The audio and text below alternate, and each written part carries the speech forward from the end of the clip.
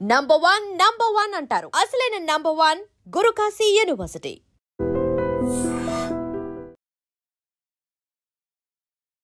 వేణుగోపాల్ అనే సాఫ్ట్వేర్ ఉద్యోగి బలవన్ మరణం చాలా బాధాకరం. కానీ ఆయన ఎందుకు చనిపోవాలి అనుకుంటున్నాడో రాసినటువంటి కారణం ప్రతి ఒక్కరిని ఆశ్చర్యానికి గురి చేస్తూనే ఆలోచింపచేస్తోంది. డాడీ నన్ను క్షమించండి, సారీ, ఈ సొసైటీలో నేను బ్రతకలేకపోతున్నాను. ఎటు చూసినా అవినీతి పెరిగిపోయింది, పొల్యూషన్ కూడా పెరిగిపోయింది. ఇక నేను కూడా మీకు భారం కాకూడదు అనుకుంటున్నారు. యాక్చువల్గా 10th క్లాస్లోనే నాకు కొంత నాలెడ్జ్ వచ్చినాక ఈ సొసైటీ ఏంటి ఇలా ఉంది, ఈ సొసైటీలో మనం బ్రతకగలమా అనే ఆలోచన నాకు వచ్చింది. అప్పుడే చనిపోవాలనుకున్నాను, కానీ భరించాను. ముందుకు వెళ్ళగలుగుతానేమో అనుకున్నాను, కానీ ఇక నా వల్ల కావటం లేదు. కేవలం ఈ సొసైటీలో జరుగుతున్న కొన్ని సంఘటనలు నాకు నచ్చకనే ఇక ఉండాలి అనుకోవట్లేదు. నాలాంటి వాళ్ళు కూడా మీకు భారం కాకూడదు అనే ఆలోచనతోనే ఈ సూసైడ్ నోట్ రాసి బలవన్ మరణానికి పాల్పడుతున్నాను అంటూ తను రాసిన సూసైడ్ నోట్ ఇప్పుడు సంచలనంగా మారుతుంది.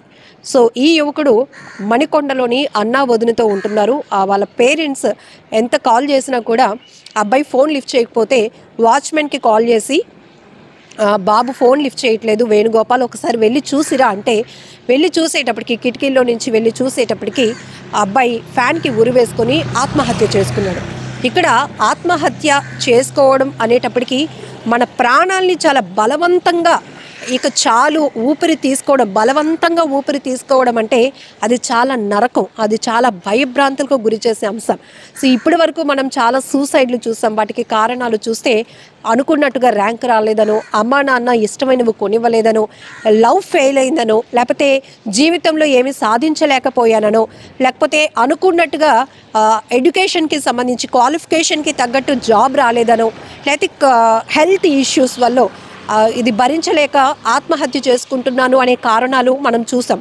అదే ఒకవేళ పెళ్ళైన వాళ్ళు అనుకోండి, ఎవరో ఒకరు వేధింపులు తాళలేక, భార్య అయితే భర్త వేధింపులు తాళలేక, పిల్లలు ఆర్థిక పరిస్థితి కూడా బాగోలేదు, పిల్లల్ని నేను ఎలా చూసుకోగలుగుతానో, ఇలాంటి ఇన్సెక్యూరిటీ ఫీలింగ్స్తో ఆత్మహత్య చేసుకునే వాళ్ళని చూసాం. కానీ ఇక్కడ సాఫ్ట్వేర్ ఎంప్లాయీగా ఆయన 2 years నుంచి పనిచేస్తున్నాడు వేణుగోపాల్. కానీ తన తండ్రికి సారీ నాన్న, నన్ను క్షమించండి, ఈ సొసైటీలో జరుగుతున్న కొన్ని విషయాలను నేను భరించలేకపోతున్నాను, నేను తీసుకోలేకపోతున్నాను పాజిటివ్గా. ఎందుకంటే ఎటు చూసినా అవినీతి పెరిగిపోయింది, ప్రతిదీ కల్తీ అయిపోయింది. సో మనం ఎలా ముందుకెళ్ళగలుగుతాం, ఎలా జీవించగలుగుతాం అనేది అతను మరి ఎందుకు ఆ పర్టికులర్ విషయాలపైనే అంతగా నలిగిపోయాడో, మనోవేదనకు గురయ్యాడో కూడా అర్థం కావటం లేదు. జనరల్గా అయితే మనిషి లైఫ్ని స్టడీ చేస్తే గనక ప్రతి ఒక్కరూ స్ట్రగుల్స్తోనే, సక్సెస్ కన్నా స్ట్రగుల్స్తోనే ఎక్కువగా లీడ్ చేస్తున్నటువంటి లైఫ్ చూస్తూ ఉంటాం.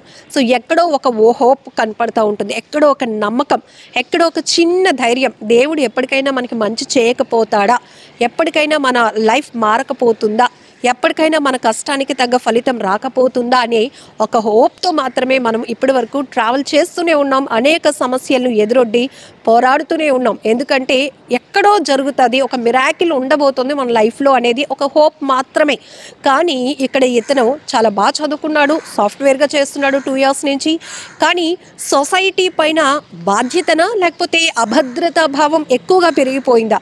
జనరల్గా మనం సొసైటీలో జరుగుతున్న అనేక ఇన్సిడెంట్స్ని తీసుకోలేం, దానిపైన చలించిపోయే హృదయంతో ఉంటాం. మ్యాక్సిమం అందరం పాజిటివ్ థాట్తోనే ఉంటాం. కాబట్టి ఏంటి, అయ్యో ఇలా జరిగింది, అలా జరగకుండా ఉంటే బాగుండు అనే ఆలోచనే మనకు ఉంటుంది. అదే ఎవరైనా బాధతో భరించలేక మేము చనిపోతున్నామనే వీడియోలు చూసినా కూడా మనం అయ్యో అలా చేసి ఉండకుండా పోరాడితే బాగుండే, లేకపోతే ఎవరైనా హెల్ప్ చేసి ఉంటే బాగుండే అనే ఆలోచనలతో కూడా మనం ఆ ఘటనలను విశ్లేషించుకునే ప్రయత్నం చేస్తాం. కానీ ఈ యువకుడు చెప్తున్నాడు వాళ్ళ తండ్రికి ఒక లెటర్ రాసి, నాన్న నేను 10th క్లాస్లోనే చనిపోవాలి అనుకున్నాను అని. అంటే చిన్నప్పటి నుంచి ఎవరైతే వేణుగోపాల్ యొక్క ఆలోచన సరళి ఎలా ఉందో కూడా మనకి ఇక్కడ అర్థమవుతోంది. చాలా సున్నితంగా ప్రతి అంశాన్ని తీసుకుంటున్నాడేమో. అందుకే తన లైఫ్, తనకు ఉద్యోగం వచ్చింది, తను ముందుకు వెళ్ళగలుగుతాడు, తను ఏదైనా సాధించగలుగుతాడు అనేది కన్నా సొసైటీ పైన తన అభిప్రాయం ఈ రకంగా ఉంది అని తెలియజేసే ప్రయత్నం చేశాడు. అయితే పోలీసులు ఈ కేసు పైన దర్యాప్తు చేస్తున్నారు. ఇమీడియట్గా వేణుగోపాల్ తండ్రి కూడా పోలీసులకు కంప్లైంట్ ఇచ్చారు. నా అబ్బాయి వేణుగోపాల్ సూసైడ్కి గల కారణాలు, సొసైటీలో జరుగుతున్న సంఘటనలు తను జీర్ణించుకోలేకనే చనిపోతున్నాను అని. కాబట్టి నా కొడుకు మృతిపై నాకు ఎలాంటి అనుమానాలు లేవు. కానీ తను ఏదైతే లెటర్ రాశాడో, సూసైడ్ నోట్ రాశాడో, దానిని పరిగణలోనికి తీసుకొని దర్యాప్తు చేయండి అంటూ కూడా ఆ తండ్రి పోలీసులకు రిక్వెస్ట్ చేస్తూ ఒక కంప్లైంట్ కూడా ఇవ్వడం జరిగింది. ఇక్కడ 2 రకాల ఆలోచనలు. అంటే చిన్నప్పటి నుంచి పిల్లలు పెరుగుతున్న వాతావరణం వారిపైన ఎలాంటి ప్రభావం చూపిస్తున్నాయి, ప్రతి చిన్న విషయాన్ని ఎందుకు అంటే నిశితంగా చాలా ఎక్కువగా భూతద్దంలో పెట్టి చూసే కోణాలు కూడా మనం చూస్తూనే ఉన్నాం. కొన్ని చాలా ఈజీగా పోయే వాటిని కూడా చాలా స్ట్రెస్గా తీసుకునే వాళ్ళని కూడా చూస్తూ ఉంటాం.